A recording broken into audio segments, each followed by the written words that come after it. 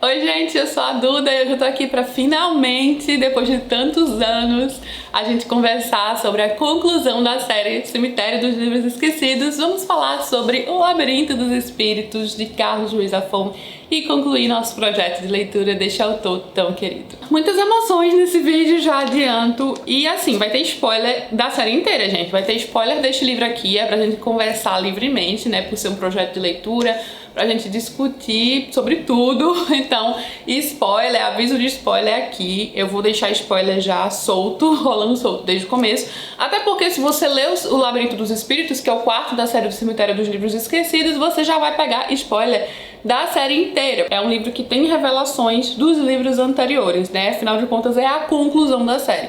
Então, se você chegou nesse vídeo e ainda não leu nada dessa série, eu recomendo muito você começar por A Sombra do Vento e depois ler O Jogo do Anjo, O Prisioneiro do Céu e partir então para O Labirinto dos Espíritos por último. E vamos lá, gente. Então, esse aqui é um livro, eu acho que de todos é o que eu senti mais uma pegada romance policial noir. O Zafón era muito fã do gênero noir, isso está presente em todos os seus livros da série, mas nesse aqui está muito presente. Ele tem toda essa atmosfera do gênero noir e várias características do gênero. É basicamente um romance policial com uma atmosfera mais obscura e que tem algumas características muito próprias, como por exemplo, muito crime, corrupção, violência, personagens que já são calejados, personagens cínicos, que já passaram por muita coisa, que já fizeram coisas erradas, anti-heróis, né, que a gente tem claramente uma anti-heroína, que é a Alicia Gris.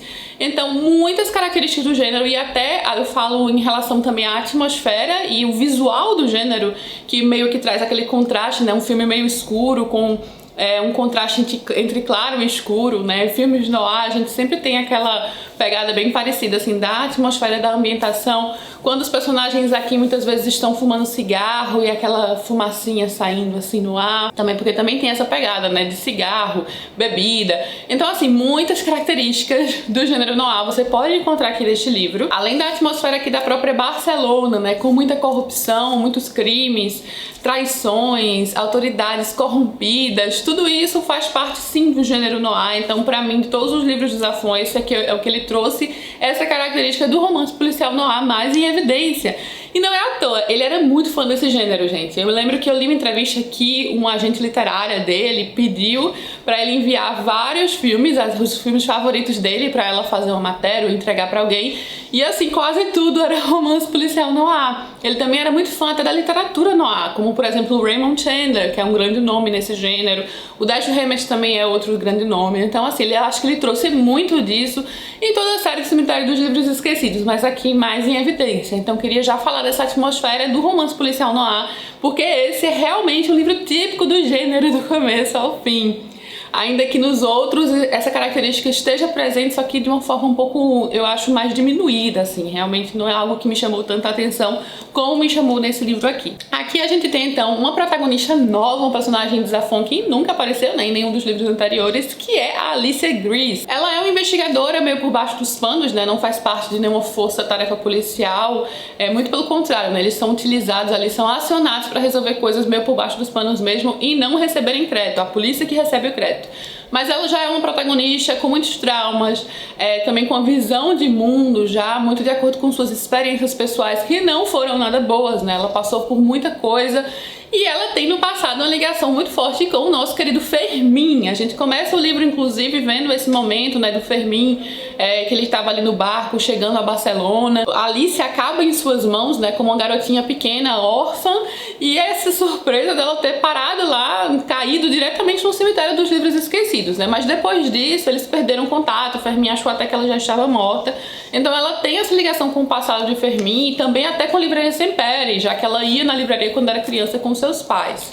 Mas ela é uma personagem que, a parte dessa questão, ela não está exatamente ligada a alguma coisa muito, sei lá, um segredo, digamos, ou algum mistério. Como eu até pensei um pouco, né? Enquanto eu estava lendo, eu pensei, será que ela tem alguma ligação a mais com essa história? Será que ela é alguém que ainda vai ser revelado? Mas não, ela é uma personagem importantíssima, que eu diria que o protagonismo desse livro, inclusive, é dela, né? Já que ela é quem está aqui a maior parte do tempo. E ela vai investigar algo tão importante que está conectado com toda a história do livro, que é aqui o desaparecimento de Maurício Valls, um dos vilões da série do Cemitério dos Livros Esquecidos. A gente o vê como um vilão muito mais concreto no livro, o anterior a esse, né, que é o Prisioneiro do Céu, já que ele era o diretor da prisão, um homem extremamente corrupto e mau mesmo, né, cometeu muitas atrocidades, mas assim, quando a gente tá lendo esse livro, a gente descobre muito mais a respeito dele. Sobre a personagem da Alicia, gente, eu gostei da personagem, mas eu não me conectei com essa personagem tanto como eu me conectei com outros personagens do Cemitério dos Livros Esquecidos. O que eu pensei enquanto eu estava lendo é que ela era a personagem mais romanesca, não sei nem se essa palavra existe. Mas, assim, o Fermin é um personagem que tem muitas pérolas, né? Aquele personagem que também parece, de certa forma, um personagem, mas eu vejo uma verdade ali, um realismo do Fermin muito forte, assim, como se ele fosse uma pessoa querida que existe. E eu senti, em todos os personagens da série, um pouco disso, sabe? Nas Feridas do Senhor Sempere, do Juan Sempere, né? Que tem vários Semperes aqui nessa história. O Daniel, que sempre foi um garoto muito comum, ele não tinha nada de extraordinário, né? Ele é um garoto bom e comum. A Bia também é uma personagem bondosa, que quer o bem daquelas pessoas que ela ama, mas também é um personagem comum. Quando eu digo comum, não é que essa personagem seja sem graça. Eu falo que é um personagem que eu realmente compro a ideia do personagem, sabe? Eu acredito nele como personagem, como pessoa. E isso se aplica a vários personagens da série, inclusive o próprio Davi Martin, que é esse personagem atormentado, amaldiçoado, esquizofrênico, né? Eu vou falar um pouquinho mais sobre isso à frente aí do vídeo, o que é que eu penso sobre tudo isso.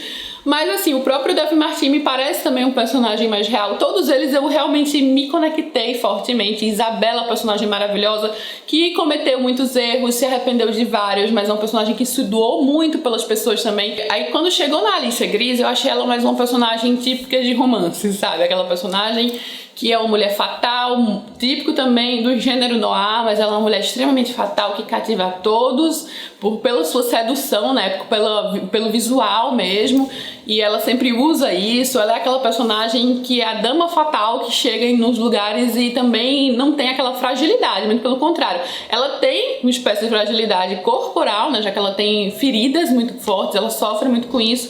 Mas ela é uma personagem, assim, que pra mim ficou mais como cara de romance, cara de livro, sabe? É um personagem que pra mim não soa tão real como todas as outras do Cemitério dos Livros Esquecidos. E eu gostei da personagem, eu só não me conectei, assim, absolutamente com ela, sabe? E então se forma uma dupla, a Alicia e o Vargas, que é aquele hard-boiled detective da literatura. Um policial calejado também, que já viu muito, já passou por muita coisa, já não tem aquela visão de mundo idealizada. Muito pelo contrário, né? Que os personagens têm uma visão pessimista de mundo, do que a cidade se tornou, né? Porque temos a presença muito forte da Guerra Civil Espanhola. Isso está presente em todos os livros da série, né? A miséria, a corrupção, o assassinato, tudo que veio com a Guerra Civil Espanhola ali de 1936 até 1939 e posteriormente pelo fato, né, do General Franco ter ganhado a guerra e ter ficado ali no poder até a década de 70, uns 70 e poucos. Tudo isso sempre é mostrado e tem certo impacto em toda a série do Cemitério dos Livros Esquecidos, mas mais uma vez aqui nesse livro é onde isso está mais em evidência, né? Porque até por um mistério inteiro aqui, meio que se voltar aí para o desaparecimento do Maurício Valls, ele é uma dessas figuras que ascendeu durante esse período de guerra e do regime do General Franco. Então ele está intimamente ligado a isso, né? Tudo que ele fez, os seus crimes, isso vai ter um impacto, teve um impacto na vida de absolutamente todos aqui, né? Da família Sempere, por exemplo. Essa atmosfera é carregada, também uma atmosfera essencialmente noturna, mais uma coisa do romance policial noir. É chuva, aquele tempo meio inclemente, o inverno que chega, permeia aqui toda a narrativa. Eu gostei muito da atmosfera do livro, aliás, isso é algo que Zafón sempre faz maravilhosamente. Uma atmosfera perfeita em seus livros, e ele traz uma Barcelona fantasmagórica, né? Então ele traz aquela visão também da Barcelona dos romances, que é uma Barcelona até meio que encantada, uma Barcelona assombrada pelos seus demônios, também demônios reais aqui que eu falo, né, pelos assassinatos, pelas mortes, e que aqui entra num novo patamar, até porque o crime que tá aqui, ali no âmago da história, é realmente terrível, né, aquela questão com as crianças. Ainda vou falar um pouquinho mais sobre isso. E sobre as minhas expectativas, assim que eu comecei o livro, eu achei que a parte do Sempere tá mais em evidência, porque começa até com o livro de Daniel, a gente vê um pouco do Fermin, mas durante boa parte do livro a gente tem realmente a trama com a Alicia, né, o que ela tá passando, os demônios pessoais dela, as dores, mas eu achei essa parte também muito interessante porque tem muito de romance policial e investigação aqui. Então esse livro é bem caprichado na investigação policial, né, nos mistérios, nas pistas. A Alicia sempre vai ali percorrendo Barcelona com Vargas, sempre há uma sensação de perigo. Você sempre pensa que algo pode acontecer e que as revelações estão ali em cada esquina, o que eu acho sempre incrível em Zafón. Mas eu preciso admitir que eu achei sim que os personagens dos outros livros estariam mais presentes aqui ao longo de toda a história, e eu ficava torcendo para que a Alicia se envolvesse mais, né, nessa atmosfera Sempere, para que as coisas começassem, né, já a aparecer. E assim, gente, eu vou ser bem sincera com vocês, eu esperava grandes revelações nesse livro, e eu não acho que esse seja um livro de grandes revelações. Eu acho que ele é um livro muito conclusivo, eu acho que ele veio sim para trazer uma resposta para tudo que o Zafón já trabalhou nos livros anteriores. Mas, assim, qual a grande revelação desse livro, digamos, né? Em relação aos livros anteriores, seria a paternidade biológica de Daniel Sempere, mas isso é algo que já estava até óbvio, né? A gente já imaginava que o Daniel Sempere era filho biológico do Davi Martin. Isso era algo que eu já imaginava desde o começo da releitura, que eu já tinha captado, né, na primeira releitura. Claro, não tinha como ter certeza, mas já era algo que meio ficava evidente, né? Então aqui o Zafón mostrou que sim, que o Daniel Sempere é filho biológico do Davi Martin. E eu amei, eu preciso dizer que uma das minhas grandes partes favoritas desse livro foi o livro de Isabela. Porque vocês sabem, né? Eu falei pra vocês que o Jogo do Anjo é um livro muito impactante pra mim, né? Eu como leitora, quando eu li, as 3 vezes que eu li, eu achei um livro muito impactante, e eu gosto muito dos personagens de Davi Martin e Isabela.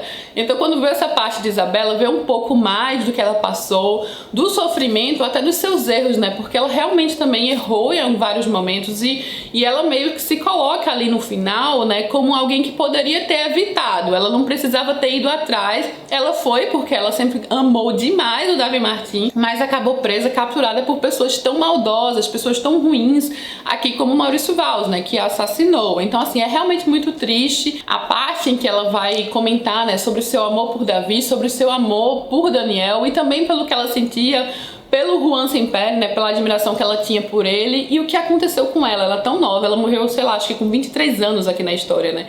É realmente terrível. Então essa parte me deixou muito triste, essa parte pra mim foi uma das mais impactantes. Eu diria que ela pareceu um pouco com as revelações de Núria Monfort, daquela parte da Sombra do Vento também, que foi uma parte bem impactante pra mim.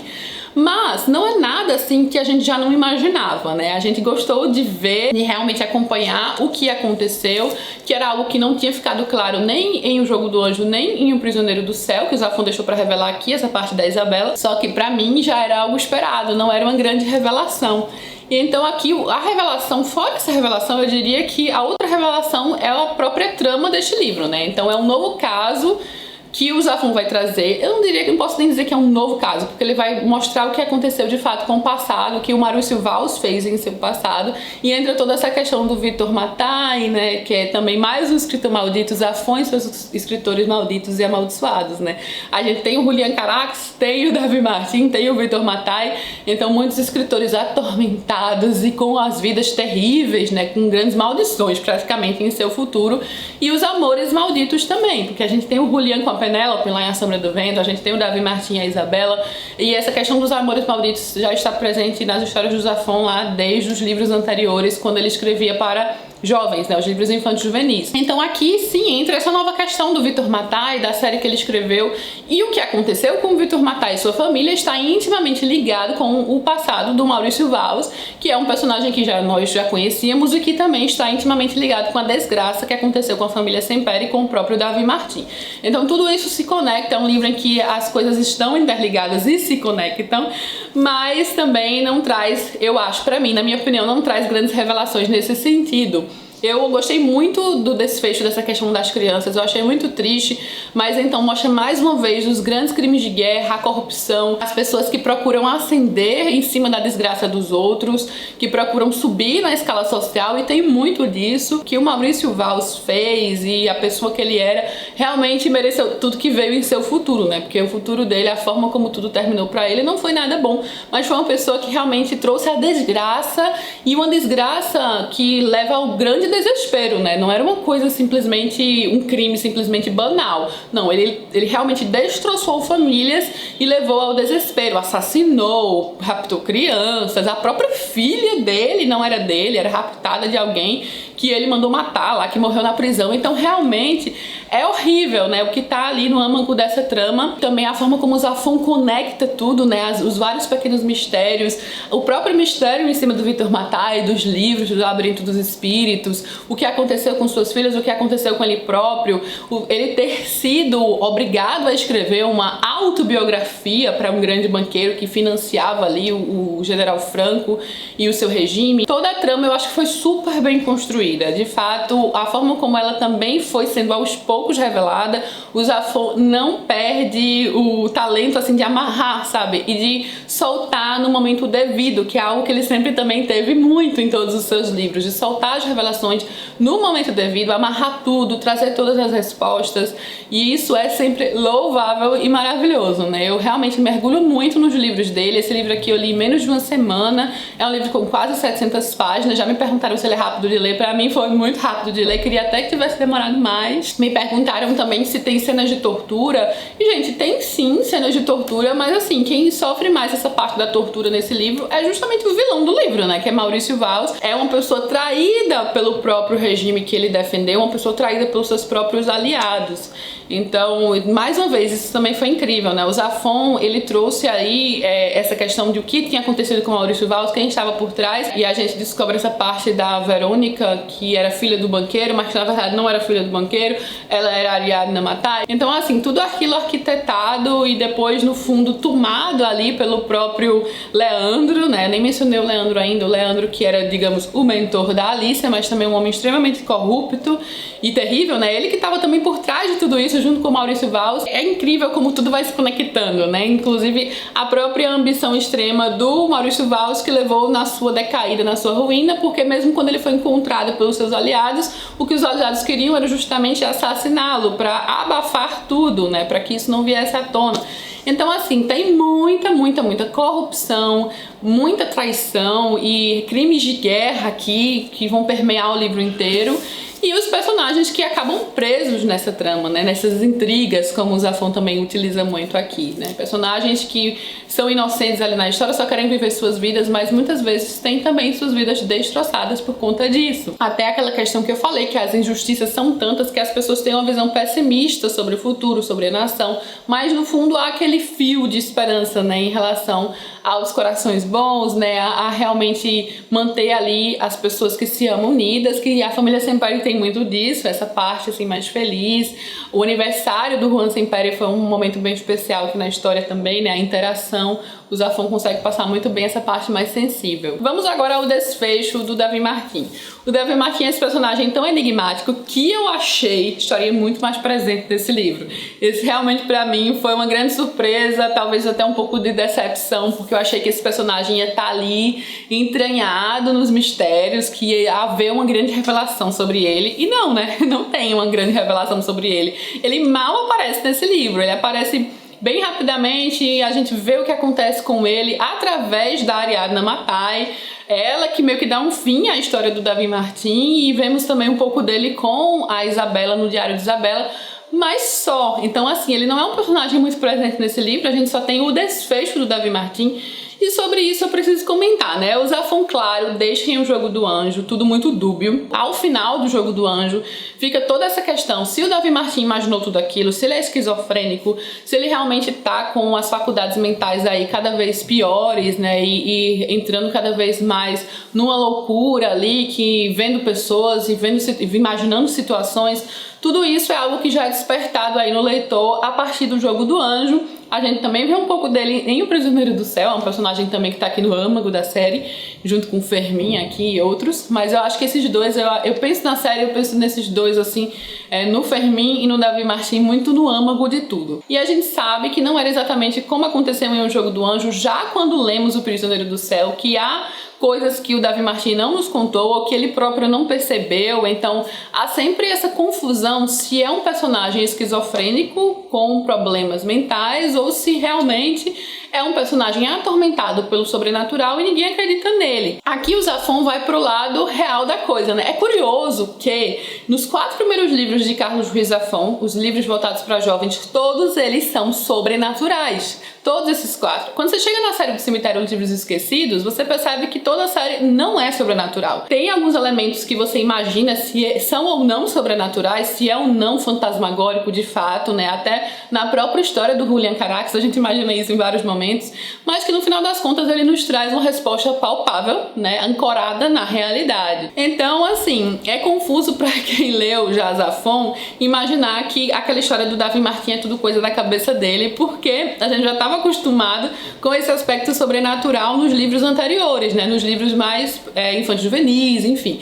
Então era normal até imaginar que viria algo sobrenatural dali, mas aqui nesse livro meio que Zafón joga aí essa cartada da esquizofrenia mesmo, porque as pessoas que o rodeiam e que gostam dele, né, como a própria Ariadna Matai e Isabela, né, todas elas perceberam isso, viam o tempo todo ele falando sozinho, enfim, já sabiam que ele realmente estava cada vez mais caindo nesse tormento da loucura ali, que esse André Corelli nunca existiu. E fica por isso, mas até lá no final, quando o Julian Sempere, eu ainda vou para essa parte, mas até lá no final, quando ele tá especificando cada um dos livros, ele mais uma vez deixa propositalmente a dúvida que o próprio Zafón quis deixar. E eu acho que pelo que nós vemos na história, está mais realmente para a esquizofrenia de ter sido uma pessoa que sucumbiu aí a algo que criou em sua cabeça e caiu cada vez mais em desgraça e que deteriorou cada vez mais e chegou num ponto irreversível. Mas aqui no livro, assim, até na parte da carta de Isabela, Zafón mais uma vez vai dar umas pinceladas assim, né, que Isabela fala que o viu há algum tempo, né, aquele momento que eles se separam, e quando ele aparece ele está do mesmo jeito. Ele é alguém que não envelhece, ela diz isso, né, e ela até faz uma brincadeira aqui na história, eu achei aqui, ela fala que Davi Martin era desses homens que não envelhecem ou que só o fazem por dentro. Qualquer pessoa diria, em tom de gracejo, que ele devia ter feito um pacto com o diabo. Qualquer pessoa, menos eu, que sabia que na fantasmagoria da sua alma ele estava convencido disso, né? Ele achava que de fato tinha feito. No finalzinho desse parágrafo ela também termina de uma forma muito boa, né? Ela fala que quando tocou meu rosto, vi que continuava apaixonada pelo meu Dorian Gray particular, meu louco preferido e único homem que sempre desejei que fizesse comigo o que bem quisesse. Ela de fato era totalmente apaixonada por ele, né? O Juan era alguém que ela admirava, né? O Juan Sempere já foi aquele personagem que o Davi colocou pra cima da Isabela, né? Que o Davi que empurrava ela pra lá porque achava que era melhor pra ela. E que ela tinha uma admiração, claro que ela tinha, mas assim, realmente, de fato, a pessoa que ela amava e que era o amor de sua vida era o Davi Martin. Que infelizmente também, né, não precisava ter sido tão trágico, mas assim, não teria sido o Zafón, não teria sido o livro. Porque se ele tivesse simplesmente ficado longe, né? Porque teve um momento que ele nem tava na Espanha. Se ele não tivesse retornado, ele poderia ter esperado e ter voltado no momento em que os ânimos já estivessem menos exaltados, as coisas estivessem, a poeira já baixou, né, que talvez não tivesse acontecido o que aconteceu. E mais uma vez, né, se a Isabela não tivesse ido falar com Maurício Valls também, né, ela reconhece que acabou caindo cada vez mais ali nessa história e que condenou a todos no momento em que ela foi falar com Maurício Valls, porque, né, Maurício Valls era uma pessoa péssima, não por culpa dela, mas justamente porque ali ela virou um alvo do Maurício Valls, coisa que ela não era antes, né, ele não tinha esse alvo, ele não tinha essa moeda de troca até, né, pra chantagear cada vez mais o Davi Martin. A partir do momento que ela entrou na história, ele teve, né, ela tornou-se isso para o Maurício Valls. Mas voltando, tudo isso eu tava falando que, assim, Zafón mais uma vez deixa claro aqui que o Davi Martin não envelhecia, ele praticamente estava do mesmo jeito, que é mais um indício, né, que a gente pensa que há algo aí. E outra coisa, né, que ficava na minha cabeça, porque eu não pensava, assim, que o Davi Martin estivesse tão esquizofrênico, que ali tinha alguma realidade, é que o personagem do André Corelli é citado como um personagem real e meio demoníaco em As Luzes de Setembro. Então ele está lá em outro livro de Zafón, esse mesmo nome, um personagem também que teve essa questão, né, da troca, de algo em troca, que tem toda essa questão, né, malévola e sobrenatural. Ele é mencionado bem de passagem em As Luzes de Setembro, numa história dentro de uma história ali que está sendo contada, mas ele está lá. Então, pelo fato de tê-lo encontrado ali nas Luzes de Setembro, o mesmo nome, o mesmo personagem, também no sobrenatural, e por Zafón sempre ter feito isso em seus livros, ficava sempre aquela questão, né? Eu não ficava achando que o Davi era esquizofrênico totalmente, ainda que no final do Jogo do Anjo isso fique, né, bem jogado na cara do leitor, porque até o médico que deu nada de vida pra ele, né, poucos dias de vida, esse médico nem existia, né, uma coisa assim, ele nunca foi consultado por esse médico, o dinheiro nunca existiu. Então, assim, todos esses rastros que ele foi deixando, na verdade, eram ilusões, não existiam. Então faz a gente pensar lá, desde o final do Jogo do Anjo, que a coisa não era bem assim, né? E ele próprio que usava o broche do anjo, ele próprio que tomava aqueles torrões de açúcar, né? Então eu acho que no final das contas o Zafón coloca assim como esquizofrênico, assim, realmente como uma pessoa atormentada que foi perdendo cada vez mais a sanidade. Chegando mais nessa reta final, eu amei como o Zafón conectou essas histórias, e ele foi assim tão incrível que ele acabou explicando essa conexão também através do próprio Julián Sempere. Acabam as intrigas e a gente tem essa conclusão aqui com um pouco do futuro do Julián Sempere, que, se você perceber, se entrelaça um pouco com o próprio Zafón, né? Vou entrar nesse quesito. É engraçado que uma coisa que eu tinha pensado, assim, quando eu já estava quase terminando esse livro, né? Eu ia entrar ainda nessa parte do Julián Sempere, mas é justamente o Julián Carax. Eu pensei, poxa, o Julián Carax realmente é um personagem que só aparece lá em A Sombra do Vento, ele não tem importância nos livros seguintes. Eu pensei justamente isso, né? É um personagem tão marcante do primeiro livro e depois ele, né, é deixado ali, é como se fosse uma trama única. Mas aí o Zafón veio com esse personagem novamente. Eu achei incrível ele ter entrado aqui no finalzinho, gostei muito da presença dele, porque é um personagem muito marcante da série Cemitério dos Livros Esquecidos. Então eu achei que foi uma homenagem ali, trazê-lo de volta e meio que até colocá-lo como o autor de toda essa trama, né? Porque a autoria ali se mescla entre Julián Sempere e o Julián Carax. E eu sempre achei, enquanto eu estava lendo A Sombra do Vento e as histórias de Zafón, que o tipo de história que Julián Carax escreve é justamente o tipo de história que Zafón escreve, né? Que esse fascínio exercido pelo Julián Carax nos leitores é o mesmo fascínio que a gente tem pelas histórias de Zafón, e ele foi ainda mais longe, entrelaçou isso com essa metalinguagem aqui, como se o próprio Julián Carax tivesse escrito a série do Cemitério dos Livros Esquecidos junto com o Julián Sempere. Então, assim, eu gostei dessa parte. Eu acho que o final ele perde um pouco o fôlego, né? Depois que terminam as intrigas, se termina tudo, a gente ficar ali só com o Julián Sempere, perde um pouco o fôlego, sim, mas ainda assim eu gostei. E ele vai lá explicando cada um dos livros, né? Qual é a proposta de cada um dos livros. E mais uma vez eu achei incrível como, assim, tudo que ele ia colocando é justamente tudo que a gente comenta sobre esses livros, né? Que eu, por exemplo, já comentei até em vídeos anteriores. Ele diz sobre o primeiro volume, A Sombra do Vento, que se centraria na história de um leitor, neste caso meu pai, que é o Daniel Sempere, e de como em seus anos de juventude ele descobrira o mundo dos livros e, por extensão, a vida, por intermédio de um romance enigmático escrito por um autor desconhecido que escondia um mistério. E aí vem o segundo volume, embebido em um travo mórbido, sinistro, que justamente é um livro muito mais macabro, né? Aquele livro que tem mais uma atmosfera de terror. Seria então sobre um romancista maldito, cortesia de Davi Martin, e nos arrastaria na descida aos infernos da sua loucura até se tornar um narrador menos confiável que o Príncipe dos Infernos, que aliás também passaria por suas páginas. Ou talvez não, mais uma vez ele deixa essa questão, né, da dúvida, porque tudo era um jogo no qual seria o leitor quem teria que completar o quebra-cabeça e decidir que livro estava lendo. Sensacional aí o que ele fez com o livro do Jogo do Anjo. O terceiro volume nos ofereceria a história de um personagem, o personagem por excelência e voz da consciência oficial da história.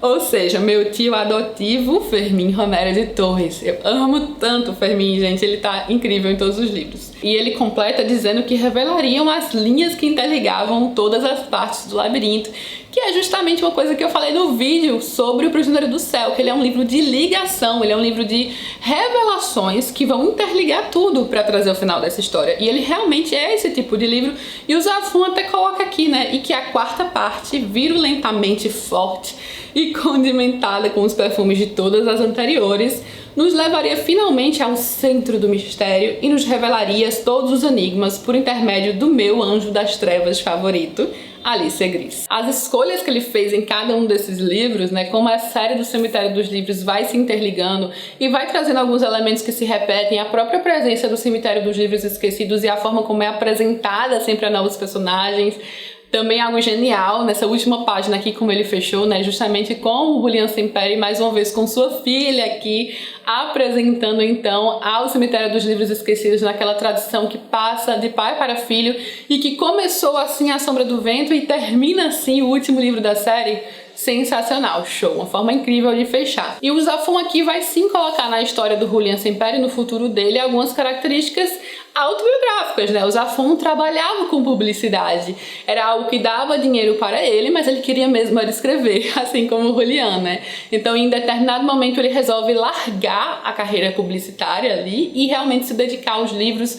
E isso acho que até no começo também da década de 90 aqui no livro, justamente quando o Zafón fez a mesma coisa e foi para os Estados Unidos realmente se dedicar à escrita. E ele fala aqui que o Julian Semperi demorou 15 anos, né, junto com o Julian Carax, para terminar a série do Cemitério dos Livros Esquecidos. Mais uma vez, uma coisa também na realidade que vimos pelo próprio Zafón. O primeiro livro, pelo menos A Sombra do Vento, foi publicado em 2001 e o último livro, O Labirinto dos Espíritos, publicado em 2016. 15 anos aí até a série publicada completa. Então, não seria coincidência, né, ele ter colocado 15 anos aqui e 15 anos na realidade. E justamente nessa sua veia publicitária, o que a publicidade lhe trouxe, tudo isso é algo do próprio Zafón, que no final das contas acabou aí se entrelaçando com a vida do Julian Semperi. E ainda sobre essa vida do escritor, que ele vai usar o Julian Semperi, eu acho que em vários momentos, não apenas com o Julian, mas com até o próprio Davi e o Julian Carax, ele vai deixando um pouco aí da sua experiência como escritor, né? Ele até dá alguns conselhos, ele coloca na história que eu acho que com certeza também valiam para ele mesmo. Que ele fala sobre romances, o que ele pensa sobre a escrita, sobre o ato, né, de se dedicar à literatura, talento também, vocação, tudo isso vai aparecendo aí aos poucos, com várias passagens assim sobre a literatura e os livros, que são aquelas bem marcantes que a gente guarda no coração desde A Sombra do Vento, né? Então o amor aos livros também é algo no âmago da série do Cemitério dos Livros Esquecidos. Eu diria a coisa mais importante da série é justamente uma homenagem aos livros e à literatura. O próprio Cemitério dos Livros Esquecidos, esse local, essa biblioteca labiríntica incrível, e a forma como esses personagens têm suas vidas entrelaçadas através de livros. As citações aqui de Zafón, né, não apenas sobre livros, mas sobre a vida de uma forma geral, sobre os infortúnios, sobre as alegrias, enfim, sobre viver também, assim, às vezes dão um banho de conselhos, né? Tem algumas citações aqui sensacionais, eu marquei várias nesse livro, assim como eu tenho várias outras nos livros anteriores também. São citações até para a vida, realmente o Zafón tinha um talento, uma poesia ali na sua escrita tão incrível que envolvia ao extremo, né? Que nos fazia refletir sobre a nossa própria vida, sobre sentimentos, perda, luto, amor, conexão, família, tudo isso aqui está presente. Numa história que muitas vezes é triste, triste demais, alguns personagens têm fins terríveis, a vida não é justa, e ele mostra isso aqui também, mas que há esperança. Ele inclusive fez até questão de mostrar aqui, lá na década de 70, né, 70 e poucos, quando o General Franco morreu, né, que as coisas começaram a mudar. Então é um período de transições. Inclusive, ele fala sobre a transição completa até para a atualidade, né? Tem uma parte aqui muito interessante que ele fala sobre Barcelona, porque a gente tem, né, essa Barcelona de Zafón na cabeça, essa Barcelona literária e fantasmagórica, e é um contraste até com a Barcelona hoje. Eu visitei Barcelona no verão, então era uma Barcelona ensolarada, eu amei andar pelas ruas do bairro gótico, eu me senti nas histórias de Zafón, mas sim, uma Barcelona ensolarada, repleta de turistas, a cidade estava cheia. Inclusive foi o último momento em que eu me aglomerei totalmente, né, porque eu viajei no final de 2019. E aí ele diz assim sobre Barcelona, né? Percebi que a Barcelona tenebrosa em que meus pais tinham vivido havia clareado lentamente, sem que percebêssemos.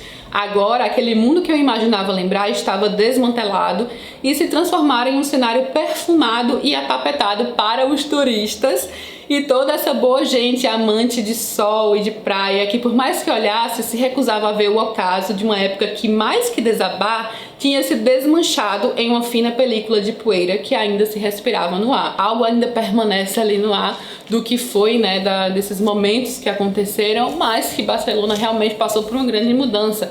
E eu adorei esse parágrafo porque realmente, assim, foi como eu vi Barcelona, nessa Barcelona de praia, verão, ensolarada, né, cheia de turistas. Em contraste com a Barcelona que eu sempre imaginei de Zafón também, e que eu também pude ver, porque eu fui fazendo um roteirozinho, né, da série do cemitério, do que eu ia lembrando. Eu não escrevi nada, mas as coisas que eu ia lembrando eu ia visitando já e me sentindo dentro do livro, né, realmente maravilhoso. E sim, finalizamos então uma série tão querida pra mim, uma série da vida, sabe? Uma série marcante na minha vida, que tem um significado muito, muito grande pra mim. Se eu começar a falar aqui, vou chorar, porque realmente tem um significado imenso.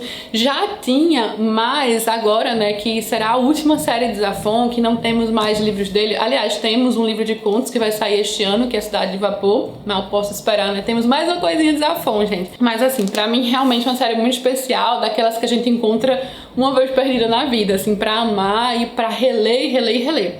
Eu já li pelo menos 2 vezes todos os 3 livros anteriores e o Jogo do Anjo 3, mas é aquela série que eu sei que em algum momento no futuro, daqui a alguns anos, eu vou querer redescobrir e revisitar. Se eu puder deixar a dica de uma série pra alguém ler, vai ser essa. Porém, eu não vou deixar essa dica neste vídeo, porque eu imagino que você já tenha, né, já tenha conhecimento da série se você tá assistindo esse vídeo. Mas deixo claro que lá desde o começo, quando eu li A Sombra do Vento, quando me perguntavam o livro, eu já respondi A Sombra do Vento, e agora eu vou responder a série do Cemitério dos Livros Esquecidos, tão especial para leitores, para quem ama livros, tão cheio de mistério, suspense, vários gêneros diversos e reviravoltas. Aliás, eu diria que o livro que mais me trouxe reviravoltas foi O Prisioneiro do Céu. Ele foi o livro que mais me trouxe, assim, revelações chocantes que eu não esperava. E se me perguntarem hoje, eu vou dizer que sim, meus favoritos continuam sendo A Sombra do Vento e O Jogo do Anjo.